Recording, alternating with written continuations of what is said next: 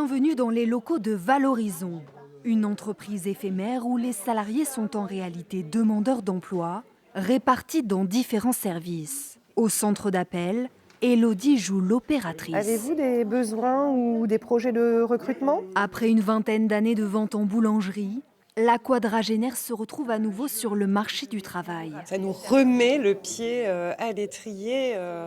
On retrouve vraiment un rythme, vraiment comme si on allait travailler le matin, quoi.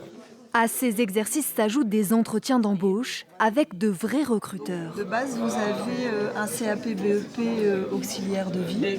D'accord. Un concept innovant porté par l'État qui permet ici à une soixantaine de seniors de 45 à 68 ans de reprendre confiance et de trouver leur place dans une réalité de l'emploi morose. Souvent, ils sont beaucoup plus expérimentés, ils ont des vraies expériences, des vraies compétences, mais ils ont perdu confiance en eux à un moment donné par rapport à leur parcours. Et du coup, ils ont ce qu'on appelle, nous, des croyances limitantes. Et ils pensent que, alors qu'en fait, ils ont toute leur place sur le marché de l'emploi et qu'aujourd'hui, les entreprises, elles recherchent des personnes expérimentées ou de confiance. Et quand la cloche retentit,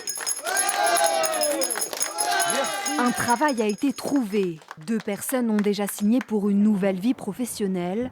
Pour les autres, il faut parfois se déplacer, Bonjour. comme dans cette entreprise de traitement des déchets. Sur Valenciennes, nous cherchons des chauffeurs opérateurs. Quand je suis arrivée au sein du groupe, la moyenne d'âge était plutôt entre 20 et 25 ans. Donc on était plutôt ciblé sur des profils sortis d'école. Et on s'est aperçu qu'on manquait ce manque de cadre, d'expérience.